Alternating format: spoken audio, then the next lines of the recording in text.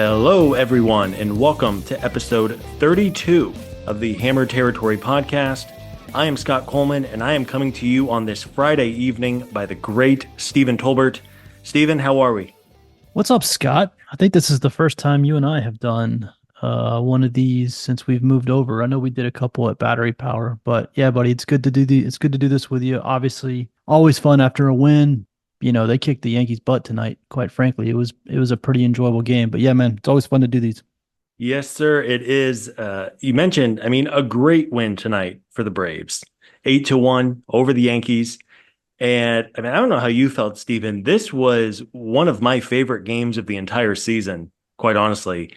Looking back on the last couple of months, opening day in Philly was a lot of fun, the way they opened up late and scored a bunch of runs. And there have been a couple other great moments, a couple of comeback wins, a couple of walk-offs.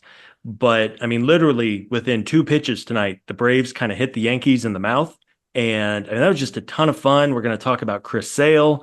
We're going to talk about the bullpen being awesome. And then, of course, 8 runs is really impressive against a good pitching staff in New York. But overall, just a really fun game tonight.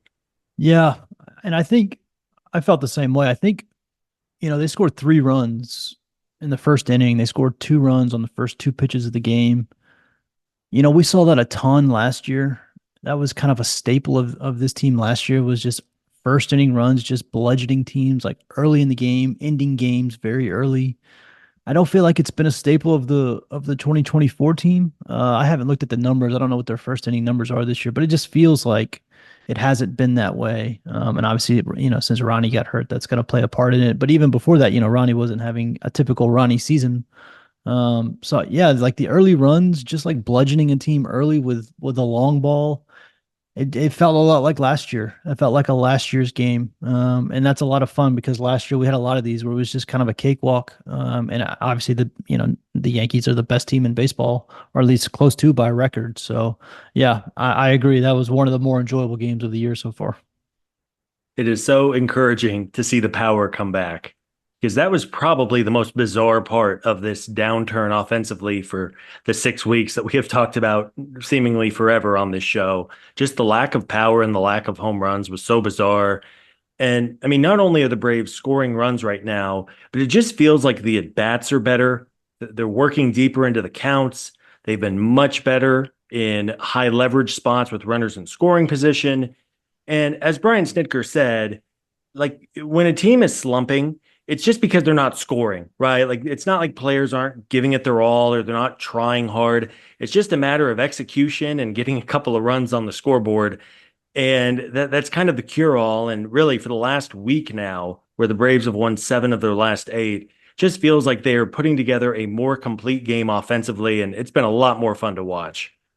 Well, yeah, and tonight, another encouraging sign was Marcell Ozuna really wasn't involved in the offense much at all. It was everybody else. Ozzy, Kelnick started the game 2 for 2 against Rodon, obviously a lefty, which is, a huge for him. That's kind of the big question for him, honestly, especially in the leadoff spot. And then Ozzy came up, obviously right-handed Ozzy is a monster.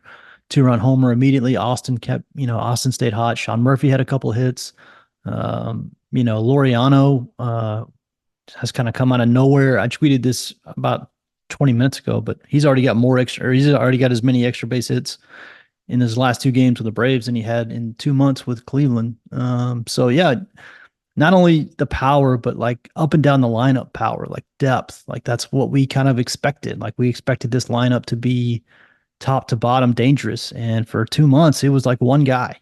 And, Matt Olson sprinkled in there a little bit, but now you're seeing, when this team is really clicking, you're seeing the depth and you're seeing, if Sean Murphy, if Austin Riley, if Ozzy, if 1 or 2 guys at the bottom of the lineup, if those guys can kind of come along, Olson and Ozuna, we should get more of these. Like this shouldn't be it shouldn't feel so weird to, see the Braves bludgeon somebody, right from the jump. We should see more of these games. So, yeah, 100% more encouraging.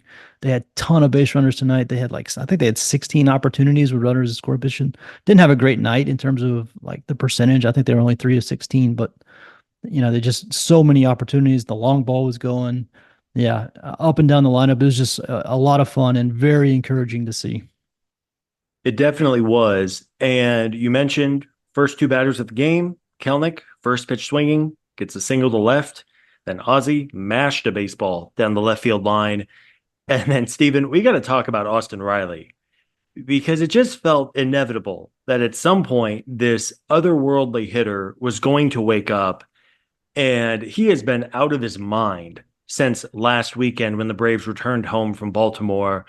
It seemed like he was getting closer before he had that side injury in New York, and then he missed 2 weeks, and just clearly his timing was off. But he had two more hits tonight, including a homer to right center field, which I believe is his third home run to right center field this week, which is a very encouraging sign. He had two walks as well. And over the last 8 games, I think Austin's OPS is like 2,100 or some crazy number. I was trying to do the math before. It is so beneficial to this lineup when Austin Riley is hitting. We know that how good Ozuna has been and Matt Olson too, but Austin Riley was kind of the missing component, at least for me, in this team really waking up and getting back to normal, especially without Ronald Acuna Jr. And based on the last week, it has been full capital letters Austin Riley and just continued to have a really good game tonight. Yeah, and Austin had 3 home runs for the season when that Tampa series started, and that Tampa series was last week. We're talking like 8 games ago. And since then, he's got 4 homers in his last 8 games. So he's got more homers in the last 8 games than he had in the first 2.5 months of the season. Um, so yeah, the strikeouts are way down. I think he's only struck out like twice in the last 8 games. He'd gotten up there in strikeouts. His walks had come down. His power had come down. Last eight or 9 games, all of that has reversed. The power's back, the right center field power, the walks, not striking out. Like all the signs are there that like, all right, he's back. I think at his low point, he had like a 75 WRC plus for the season. And if you look up after tonight's game, I think he's at like a 112. So he's added almost 40 points of WRC plus to his total in the last 8 games. Yeah, I mean, without Ronald, Sean and I talked about this.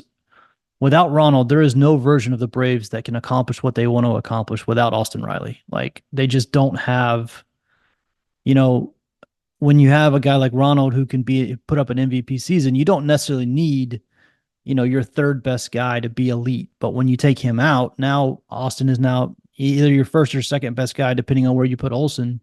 And obviously you have to add Ozuna into that mix now, but after how he's done the last year. But you need Austin. Like you have to have Austin. There's no version of this team that's going to succeed consistently without him. And so having him back is just massive. And the right center field power is fantastic. The lack of strikeouts is fantastic. Yeah, all the signs are there that he's finally awoke. He looks like a new man out there. I think you could really tell, especially when Austin was just lost in that national series and in the Orioles series. You just kind of tell that he was kind of sitting on the bench and just not sure what was going on. It was pretty rough to watch, but clearly Austin has figured something out. After that first inning, the Braves go up 3-0. Jared Kelnick had another hit off of Carlos Rodon, which is always encouraging, off of a lefty to make it 4-0. There was a very fluky play in left field with Adam Duvall on a baseball that looked like it was going to be about 8 rows deep into the stands, and a crazy gust of wind must have come in because then the ball ended up bouncing maybe 20 feet before the fence. It was very bizarre, but thankfully, even with the Yankees cutting the lead to 4-1, and in that ballpark, you always have to be a little nervous just the way that ball can fly out of there and some of the power that the Yankees have. Ramon Laureano, who we should probably give a little credit to on this show tonight. Ramon Laureano came through with a 2-out, 2-strike RBI double to push the lead to 5-1. And I don't know about you, Steven. I've been pretty impressed with Laureano, especially facing left-handed pitching. And it feels like he's kind of locked himself into that outfield corner spot, especially against lefties. Yeah, there was a Justin Toscano, who, by the way, you had that was a great show that you did with him a couple weeks ago. If you missed that, Scott did an interview with Justin, and I thought he had some really good insights for the club. But Justin tweeted out, I think it was about the time he hit that double that you're talking about, that Laureano went to AAA Gwinnett right after the Braves acquired him and made some adjustments. He got with the Braves hitting coach in AAA, and he kind of said he found something. and that he's is as confident now as he's been in a long time. And you can see that. I mean, he's driving the ball. I think his last at bat or his second to last at bat in that Detroit series, he crushed the ball out of the ballpark for his first home run with the Braves, and obviously three doubles tonight. So he's got four extra base hits in his last two games. So yeah, I mean that's huge. The Braves still need some help against righties. I think we all know that. Ozzy's not the same level of hitter against righties. Duvall, Arcia are, struggle pretty hard against righties. The Braves need some left-handed help in the outfield, but when they're facing lefties like they are tonight, with Liriano Duvall, you're in pretty good shape. I mean, you can roll this lineup out against lefties and feel pretty good that you're not insufficient in terms of offense. So yeah, it's good. He was a really good player a few years ago. He got popped for PEDs. People weren't sure, what was real, if he's ever going to get it back. And credit to him, he's worked and the at bats look good. He's hitting some rockets. Even some of his outs have been loud. So yeah, good sign for him. A great game tonight. Obviously, three doubles is huge, especially at the bottom of the lineup. Yeah, you made a great point, I think, on the bottom of the lineup. It felt like last season when this offense was just so good, it felt like the bottom of the lineup was giving them something basically every night, which is a lot easier said than done for most major league lineups. So very encouraging indeed. And then in the fourth inning, the Braves scored their final two runs of the night, or actually their final three runs of the night in the fourth inning to make it 8-1. But I, in particular, wanted to bring attention Matt Olson's two-run homer, and you had a great tweet and screenshot of a perfect lower and away slider that Matt Olson somehow got his bat to against a pretty solid lefty in Carlos Rodon, and Olson lifted it into the right field seats. And that was just a really impressive home run from Matt. It pushed the lead to 7-1. They would add another one there. But again, man, just overall, it felt like basically everyone in the lineup tonight, other than one or two guys, had a really, really strong showing. Yeah, that was a ridiculous homer. I mean, it's Yankee Stadium. I get it. But like that ball didn't go down like, all the way down the right field line. Like he still hit that. Like I think he hit it like 380. And that was almost the exact same pitch that Chris Sale got Juan Soto looking on, that like perfectly placed down and away slider with two strikes. Like you do not expect to give up a home run on that pitch. You don't expect to give up anything. That's a strikeout or a weak ground ball. So to hit that thing 380 and into the seats, Matt Olson is a monster. Like Matt Olson's a monster. Like we don't say it enough. I know he goes through these kind of slow points in May and people freak out and he's always going to be the guy that replaced Freddie Freeman. I get all that. But like Matt Olson's a monster. He had 54 home runs last year and he hits balls like that out of the park, which is like, there's like 10 humans on the planet that can do that. So yeah, that was tremendous. Obviously just more depth in the lineup, more power in the lineup. But yeah, I thought as soon as I saw that pitch, like there's no way this dude just hit that pitch out of the park. And it was a perfect pitch and he crushed it. So credit to him. All right, Stephen, we are now going to shift our focus to Chris Sale, who picked up his 10th win tonight. It just continues to be ridiculous on the mound. But first, we're going to hear a quick word from our sponsors. SeatGeek is the official ticketing marketplace of Major League Baseball. They have you covered for all of your baseball ticket needs with more than 28 million downloads and the #1 rated ticketing app. There are more than 70,000 events listed at SeatGeek, including concerts, sports, festivals, theater events, and much more. Baseball season is in full swing and you do not want to miss out on any of the action. They have your tickets to every single game on SeatGeek, and that of course includes the Braves, whether they're at home in Atlanta or on the road. I've used SeatGeek in the past for Braves tickets, and the experience could not have been better. They put all the tickets across the web in one place to make sure that you were getting the best possible deal every single time. Each ticket is rated on a scale of 1 to 10 at SeatGeek, so keep an eye out for those green dots as well as the best values to steer you in the right direction. Every ticket at SeatGeek is backed by their buyer guarantee, and SeatGeek is the only site that lets you return your tickets ahead of the event with swaps. We have a pretty great promotion for you guys where you can use our code HAMMER for $20 off your first purchase at SeatGeek. Again, $20 off your first purchase at SeatGeek with promo code HAMMER. Make sure you click the link in our podcast description to download the SeatGeek app today.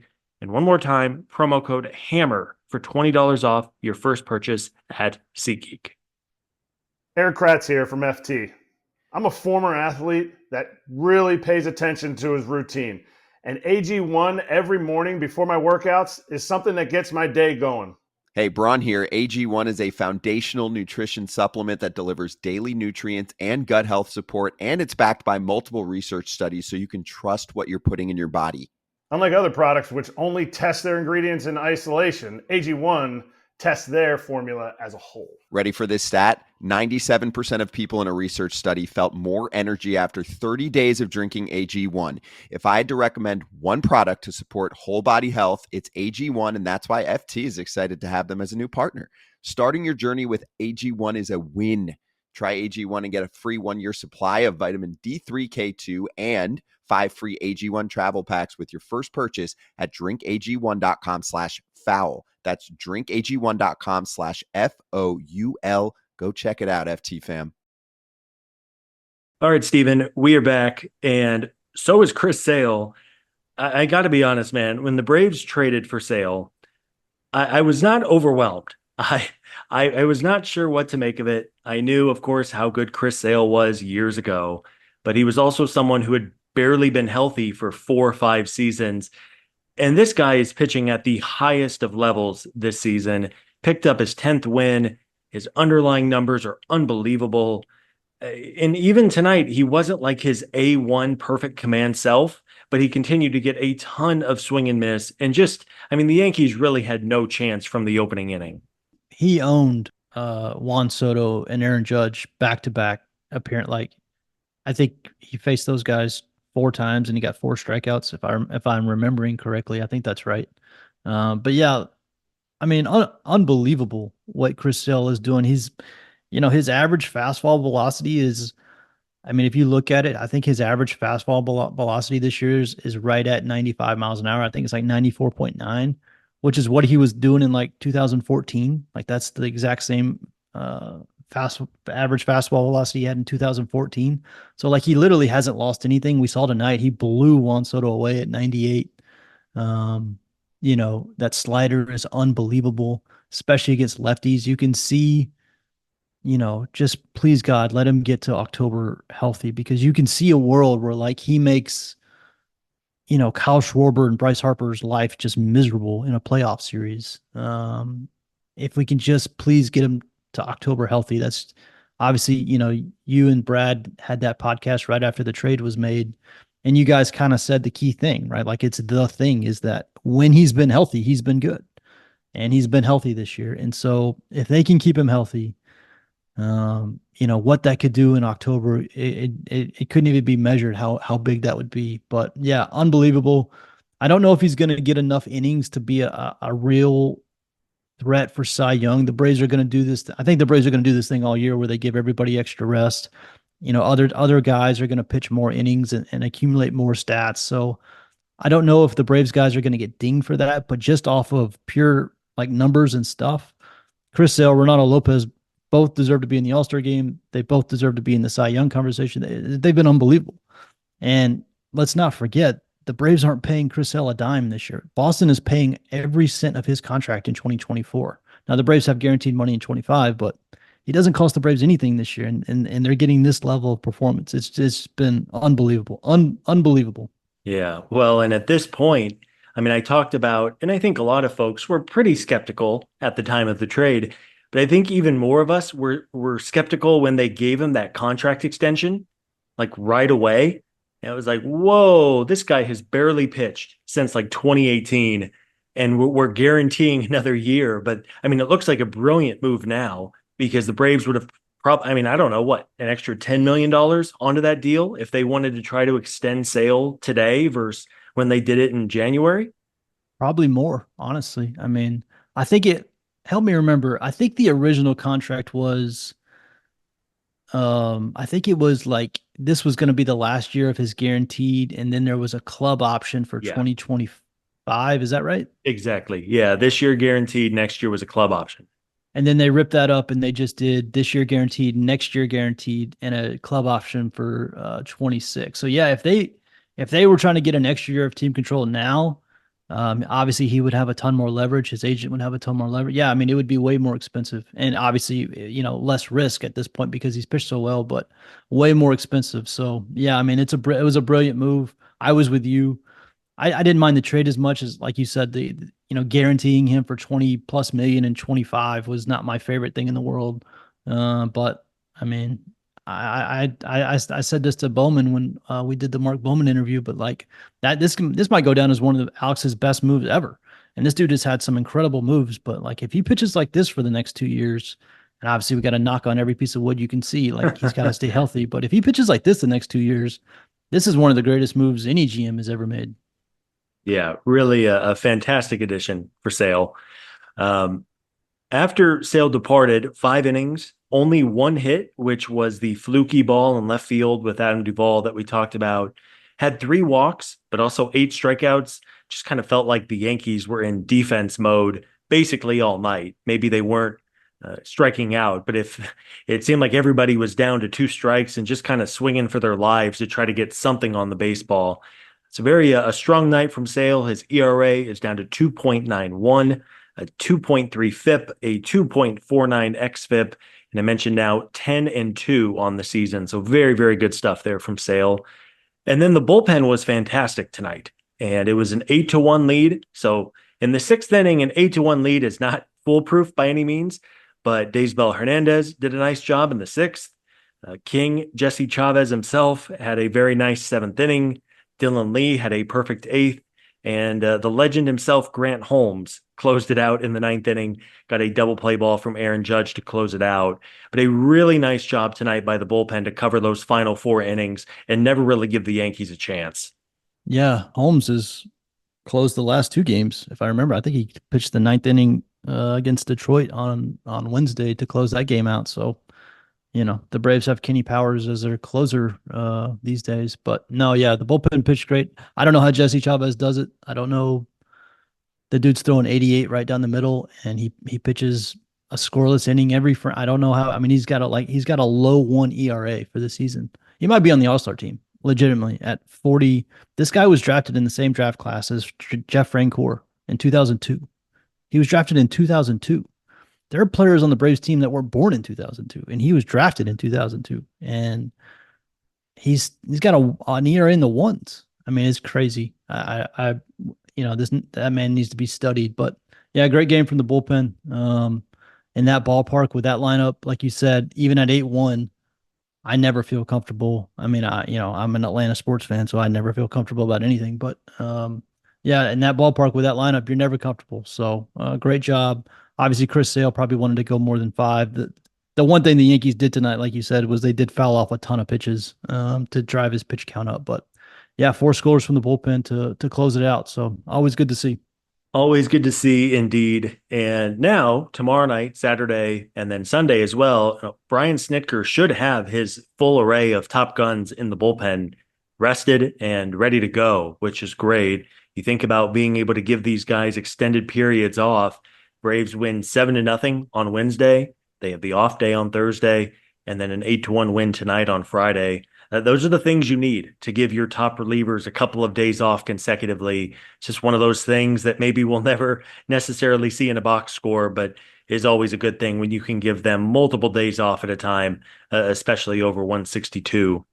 Tomorrow night, Stephen, we have another game in prime time. This one is going to be on Fox National at 7:15 p.m. from Yankee Stadium.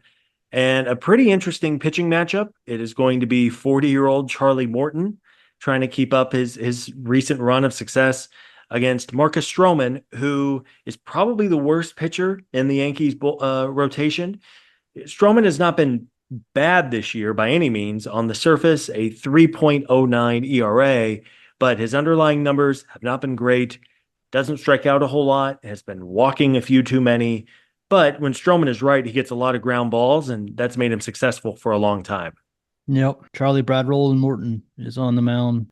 Charlie Brad, we gotta get T-shirts made. Charlie Brad Roland Morton, I love that.